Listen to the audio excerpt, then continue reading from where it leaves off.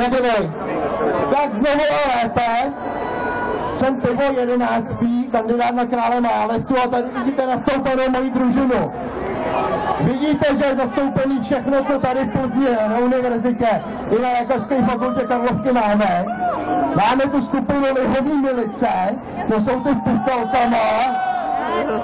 A pamatujte si, že Lihový milice střílejí zásadně do pusy a ta jejich střelba zase není tak úplně špatná. Takže když potkáte Lihovýho milicionáře griotku, má griotku. Když Lihovýho milicionáře zelenou, má zelenou. Když Lihovýho milicionáře vodku, má překvapivě vodku. A tak dále. Ještě máme Fernet. A Fernet se cuká, že nebyl vyvolený. Tak.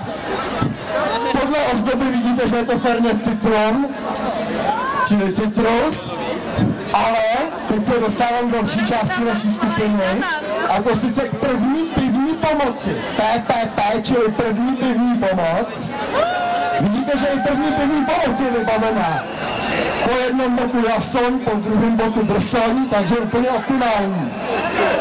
A u první pivní pomoci se můžete nechat vyšetřit, ale ne na hlavu, teda psychiatry tu nemáme, ale máme tu normální doktory a zjistí, jestli máte játra v pořádku a hlavně vám můžou otestovat alkohol pomocí alkohol testu. Takže stačí pouknout a budete vědět, jak na tom jste. Ale doufám, že nám ho nestrhnete teda. No a další věc, která k tomu patří, je, že tady můžete taky studovat speciální obor, a to sice birologii. Co myslíte, že se asi studuje na birologii? Pivo, jasný, pivo a všechno, co s pivem souvisí. Takže budete úplný experti, když to zvládnete.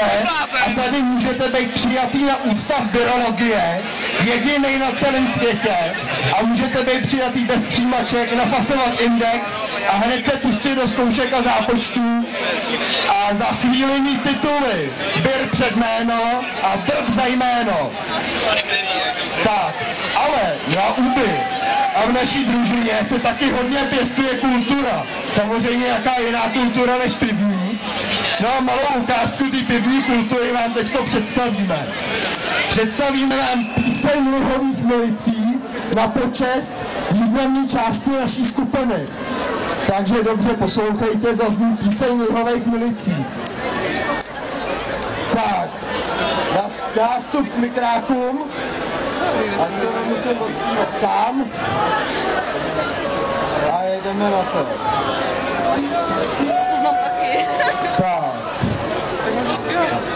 Sešli se tak jednou před hospodou, v podstatě však neměli kam jít.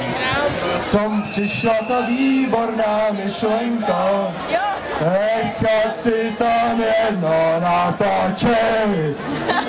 Lihové milice ovládly ulice a kontrolujou už i náměstí. Sešli se po práci, vždyť jsou to pijáci. Lihové milice, milice ovládly ulice a kontrolujou už i náměstí. Sešli se po práci, vždyť jsou to pijáci. Lihové milice.